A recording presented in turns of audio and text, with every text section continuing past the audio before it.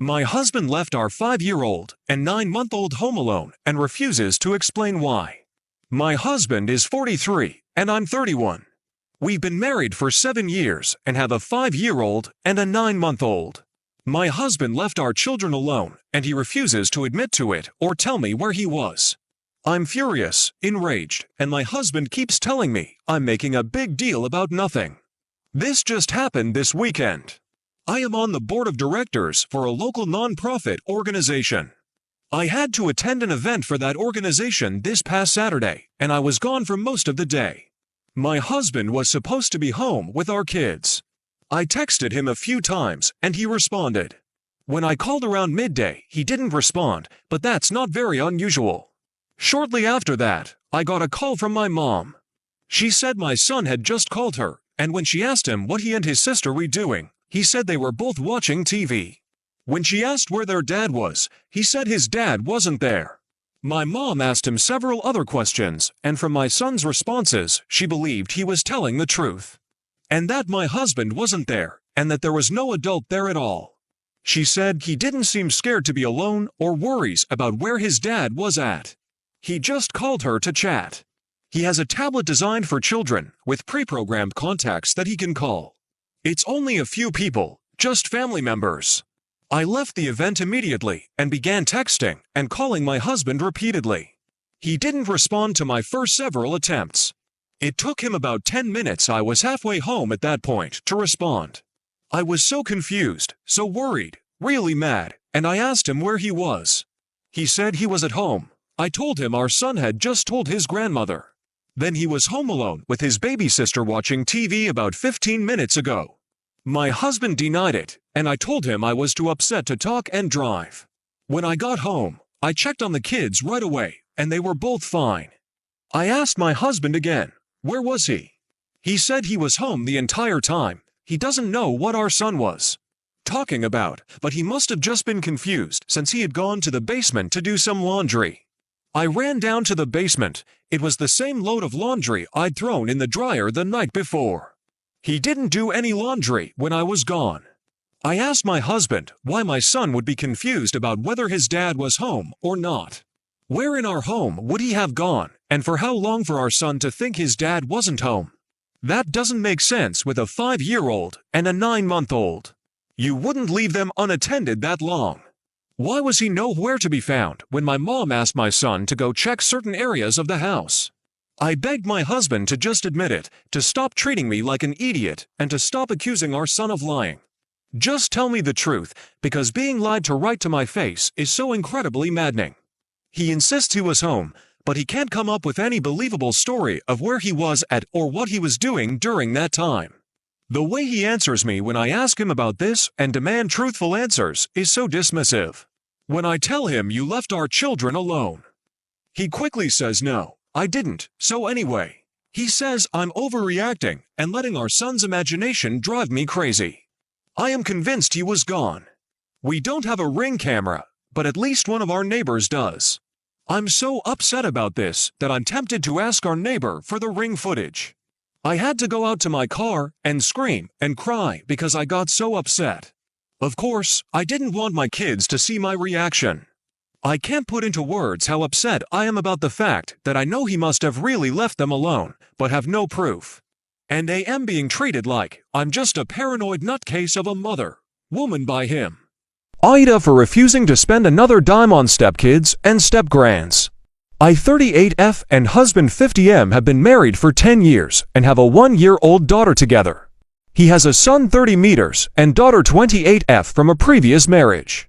Since my husband and I have been together, I have always bought his children birthday presents, Christmas presents, and gifts, cards every holiday. They have always made snood comments about me being too festive. But my love language is gift giving. Well, they both have children now. His son has 3 children under the age of 5, and his daughter has twin 2-year-old daughters. This past Christmas, his daughter and her husband hosted our family Christmas party. During the gift exchange, each household exchanged the gift they bought for the other households. For context, his children have never bought Christmas presents for me, which I am fine with. I have always been the one to purchase the gifts for my stepchildren, and my step-grandchildren, my husband gives the adult kids gift cards. So while the gifts were being passed out, it quickly became apparent that this year they not only didn't buy anything for me, but not his for my 1-year-old daughter, their half-sister. So everyone at the party had gifts to open. My husband, my stepson, and his wife, their 3 sons, my stepdaughter, her husband, and twin daughters, had all bought for each other, and I had bought for all of them, and not one person bought anything for their baby sister. I gathered my things and my daughter, and we left. Afterwards, I told my husband that I had never been made feel like a part of the family, and that's one thing. But for them to exclude their own half-sister, who is part of their blood, is a complete different thing. I told him I will never spend a dime on his family because they are not mine. Also, they decided to do a family photo shoot and didn't include my daughter, Ida, for rolling my eyes at my ex's wife when she asked me for compassion. I 33F broke up with the father of my 2 children, 11M and 9M, 7 years ago. We weren't married or anything, but our breakup was amicable and we co-parented on good terms for a couple of years. Then he met his wife, and once I met her, things changed. It was clear she didn't like me or the fact that X and I could get along. When we met, she called me the kid's other mom, implying she was the mom *. And she glared daggers in my direction when I told her I was the other mom, but just the mom. She would call them her boys, and she said she was a boy mom whenever she was speaking to me. She tried to push my ex back and ordered all communication about them go through her instead of him, and when I refused, she told me I didn't have the right. Once that fight happened, she started sending me photo updates whenever X and her had a day out with the boys, or if they did anything with them for a significant amount of time. She'd text me anywhere from 3 to 5 photos and say she had a great day with her husband and her children. I saved all of that because I didn't like her attitude toward me. When I tried talking to my ex about it, he told me she was trying really hard to be good to the boys, and I needed to accept it and help her take on an active second mom role because they had trouble getting the boys bonded to her. I told him how she spoke to me wasn't acceptable, and he said it came from insecurity, and he felt like I was a big enough person to know that. While we were talking, she texted me saying I had no right to discuss her children with her husband. I showed X, and he told me it was just her being insecure. But this was the breakdown in our co-parenting relationship because I didn't appreciate the fact I was supposed to let his wife walk all over me and push me out eventually because it was clear she wanted that. She'd get into a snit anytime she wasn't given full parental access, which means when she wasn't able to add her family and friends to the school pickup list, and she wasn't able to change which pediatrician they went to see. X never fought me too hard on that stuff, but she sure as hell tried to.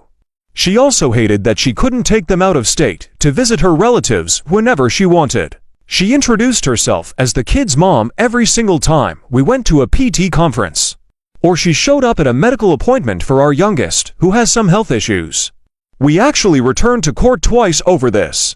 X and her were told by the judge that she was not the mother of the children, and she did not have the right to impersonate me when it came to school or medical settings. The judge also warned that the court would not take kindly to any alienation of the children. X's wife tried to claim I was engaging in it, and that the proof was in the kids not calling her mom, even though they were very young when she became their mom. The judge asked for proof and claimed that wasn't proof. The second time, there was a documented incident of her saying she was the kids' real mom in front of them, and the judge restricted certain things she can do. She can't do drop-offs of the kids, and she can't show up to appointments or school meetings that require both parents. That decision pissed her off immensely, but the good thing is she contacts me far less now, and that works for me. I try to make something like co-parenting work with my ex, and I focus on the kids. But apparently X and her have been through some stuff. She found out she can't have biological children, and they were rejected for adoption. The boys have expressed that they don't like her, which I knew a little about because X requested permission for family therapy for them, which I consented to because we already had the boys in individual therapy. But therapy is not helping to foster a closer relationship.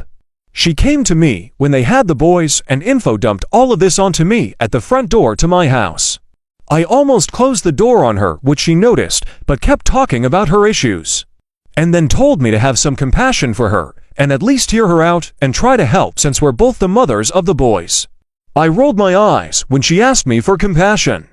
I didn't even try to hide it. And I had no sympathy for her. None. I can't say I'm upset that my kids don't like her, seeing as I think it would open up the avenue for her to try harder to push me out. And would possibly open them up to being alienated against me. She got into another snit at the door, and I told her to leave. She was insulting me, but I moved away from the door so I couldn't hear her. She followed up with 10 texts that night, and then my ex told me I owed his wife an apology for rolling my eyes at her. Now maybe I was wrong to roll my eyes at her like that. Maybe I could have been more mature. So I'll ask Ida for refusing to pay for my nephew's college education after setting clear conditions. Advice needed. I 29F married into money a few years ago. My family isn't wealthy, but my husband's side is. My husband owns a rather successful business. And we are very comfortable with a very sizable bank account. My sister 38F has a son, Jake 18M, who's been talking about going to college for a while. He keeps saying he wants to be a doctor. The issue is, my sister can't afford to send him. She's a single mom, and I totally understand the financial struggles she's facing. Knowing my sister's situation, I told her that I'd be willing to help Jake with his college expenses as long as he met a few conditions. I didn't want to just hand over the money without some responsibility attached. So, I laid out 3 conditions for Jake to meet before I'd commit to paying. 1. He would need to work part-time 20 hours a week.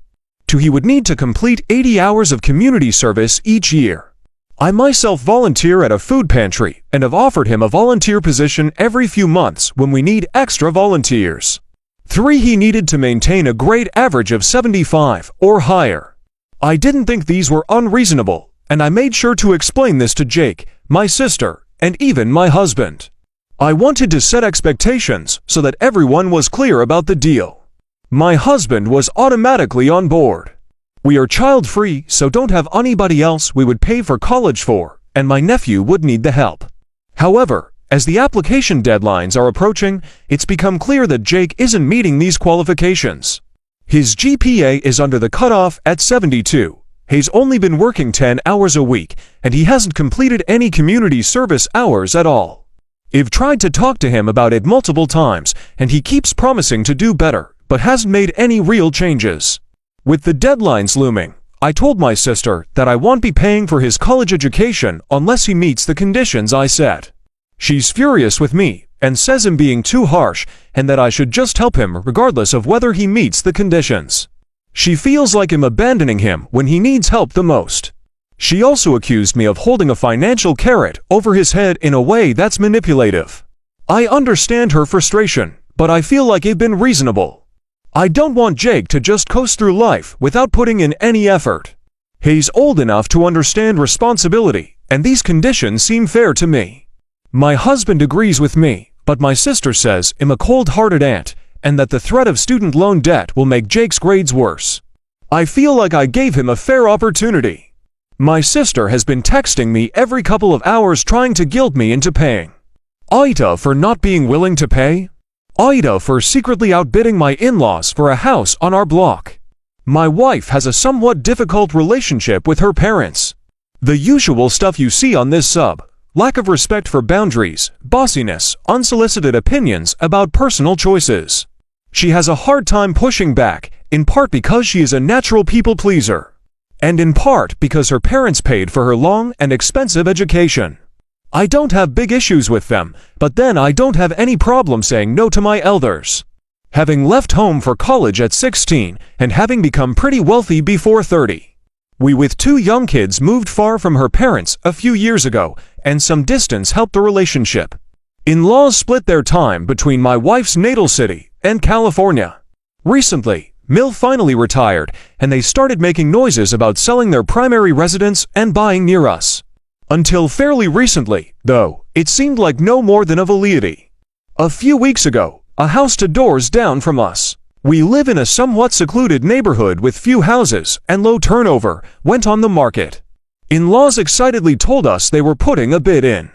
Their sense of entitlement extends to real estate, and they put in a low bid, full of conditions. Still, my wife was very worried.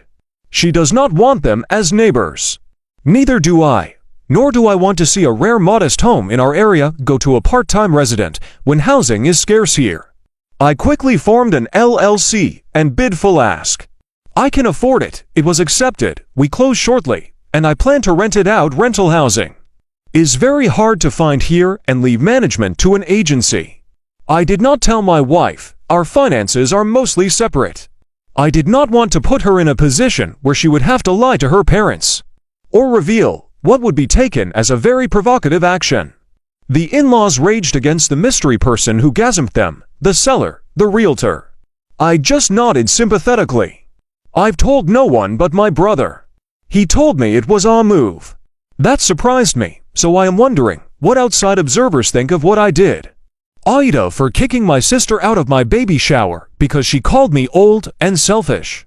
My sister F, 31, and I F 34 married around the same time 7 years ago. She decided to have kids right away. My husband M, 35, and I decided to buy a house first, do a little traveling, and have enough savings before having kids. My sister now has 4 kids. I'm currently pregnant with our baby.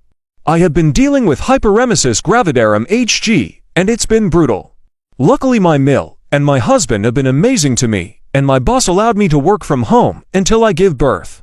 My mom can't help me much because she helps out my sisters for kids a lot. Yesterday was my baby shower that my sil threw for me. People kept asking about how I was doing, and I was talking about how Hg is horrible. My sister decided to interrupt me and said honestly, "This is what happens when you get pregnant when you are old. I have had 4 pregnancies and never had these issues. I guess you should have thought about this before all those trips and we are not ready yet." Bullshit. Some of us made sacrifices in our 20s. I got furious. This wasn't the first time she commented about my life, so I told her to get the *K out. She grabbed my nieces and left. My mom said I was being hormonal and should have just ignored her. My mom thinks my sister said that because she became a mom earlier than me and never enjoyed her life or even any alone time with her husband. My husband thinks I had every right to be upset because she was saying I deserve Hg. Do I owe my sister an apology for kicking her out? AITA for not inviting my brother's girlfriend to my wedding. So, a little context, I 35 am getting married to my fiancée, Audrey to 9F, in a few months. My brother, Steve 30M, has been dating his girlfriend, Lisa to 8F, for about a year now. I've never really clicked with Lisa, but we've always been cordial. She's kind of loud and opinionated. She also has a tendency to interrupt people when they're talking, and it drives me nuts. Here's where it gets tricky. A few weeks ago, my mom mentioned that I really should invite Lisa to the wedding, even though I didn't initially plan to. I told my mom that I was keeping the guest list tight and that it was more about the vibe of the event. I didn't think it would be an issue since Lisa and I aren't close.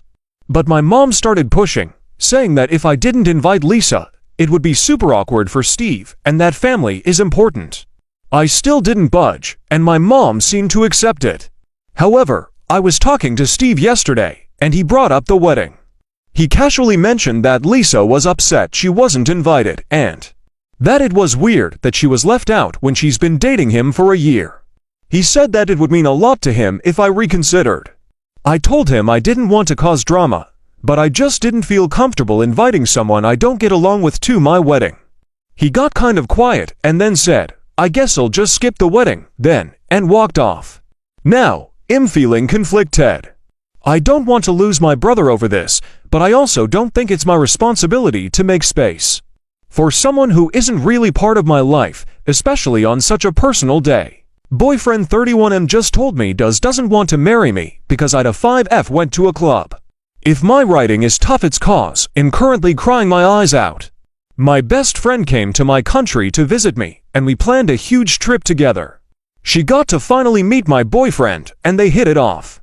We told him we were going clubbing in a famous party town, and he seemed okay with it. He was a little uncomfortable, but said it was my decision. He wanted me to update him every 30 minutes, and I tried, but I also was on make sure my friend doesn't get drug patrol, and so after I Lost her in the crowds, I started having a panic attack and didn't respond for an hour while I looked for her. It was awful. It was my first time clubbing, and will be my last, but while I was looking for her, my boyfriend told me he can't date someone who thinks the club is fun, and that we maybe aren't compatible. I'm heartbroken. I went just to make sure my friend was okay, and had fun. I stayed mostly sober the entire night. I didn't let any guys approach us. I did nothing wrong, and he still said this. Is this salvageable? Are his feelings valid? Are mine? I called him the second I found her. And I was sobbing not only from the panic of losing her, but the fear of losing him too. Ida for being upset my wife was gone 5 hours for dinner. Background: we have 2 young kids, 2 and 6. We have a high-stress life. I own an office in the insurance and finance industry. I'm in the midst of starting a second business, Airbnb. Our son is special needs. She's a stay-at-home mom. If I'm not at work, I'm spending time with our kids, usually a few hours a day with our son, partly to give her a break. Both of us probably get 5 to 6 hours sleep a night at best. She has a friend I have no issues with. But the last time they did dinner at a restaurant in town, she told us she'd be home by 7:30. I promised our son I'd take him for ice cream when she got home. We couldn't go until then because our daughter would be going to sleep. Well, she strolled home at 9:30. I was obviously not thrilled. Our son was disappointed, I was worried, and she didn't answer texts or giving me any heads up. I thought we settled the issue. Well, this week she'd been asking to go to dinner with the same friend again. I had a horrible week at the office and desperately needed a break myself, but told her I wanted to watch the kids so she could grab a bite with her friend. She set dinner earlier so she'd be home early in her own words. She left the house at 4:45 and the restaurant was 5 minutes from our house. I asked her beforehand if I should expect her to be home in time to put our daughter down at 7 p.m. She says possibly, so I figure that's the ballpark.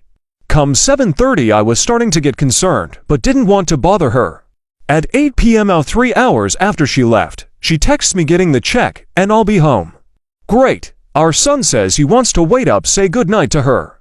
Fast forward to 9:15 4.5 hours after she left for dinner and over an hour since she was getting the check and she's still not home. I check our bank app to see if she ever paid. She spent $100 at a place where dinner is $25. I didn't care about the money, but now it's obvious she's had multiple drinks and is driving home, and is Mia. She showed up at 9:30 and seemed oblivious what the problem was. I bit my tongue until this morning, so I could calm down. I told her that taking 5 hours for dinner looks really weird, but also was extremely disrespectful considering the conversation we had the prior time. She says I'm being ridiculous and this is just what women do when they get together.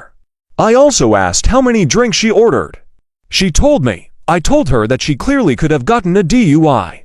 She said I was being absurd. I literally pulled up a back calc and showed her she was at least 0.85 if not closer to 0.10 based on her own words. I told her I wasn't wanting to fight, but that I'd like an acknowledgement of how inconsiderate the whole thing was, and some assurance she would be more reasonable next time. She told me I was sounding like her dad enforcing a curfew. My honest thought is that I want to be able to watch the kids and give her time to enjoy friends. But dinner cannot be a 5-hour commitment of me juggling the kids and waiting around every time. She's acting baffled why I have any issue. Who is the asshole here? Ida for unplugging my fiancé's phone fully charged to use my own charger when my phone was at 4%. I 28M live with my fiancé to 5F, and we recently had a disagreement that I'd like some outside opinions on. We have a USB-C charger that stays in the living room. Technically, it's mine, but since we live together, we both use it when needed. A few days ago, her phone was plugged into the charger, but it was already at 100%. Meanwhile, my phone was at 4%, and I urgently needed to send an important email or something semi-Laurie don't remember exactly, but it was something time-sensitive. In my rush, I asked her, "Can I use the charger?" while already unplugging her phone to connect mine. She immediately said no. This surprised me, as her phone was already fully charged, and mine was about to die. I had already plugged in my phone by then, so I said, "But your battery is full." She got really upset, and we had a brief argument about it. We dropped it at the time, but the issue came up again a few days later. She told me that what I did was rude and compared it to her watching TV and me changing the channel without asking. I disagreed, because if she were actively watching something, I wouldn't just change the channel. This was different. She insisted that it was negotiable etiquette, meaning that it's still rude, even if I think it makes sense. According to her, I should have asked, and if she said no, I should have respected that. Even though it was my charger, and her phone was already at 100%. So, Aida for unplugging her fully charged phone to charge mine in an urgent situation?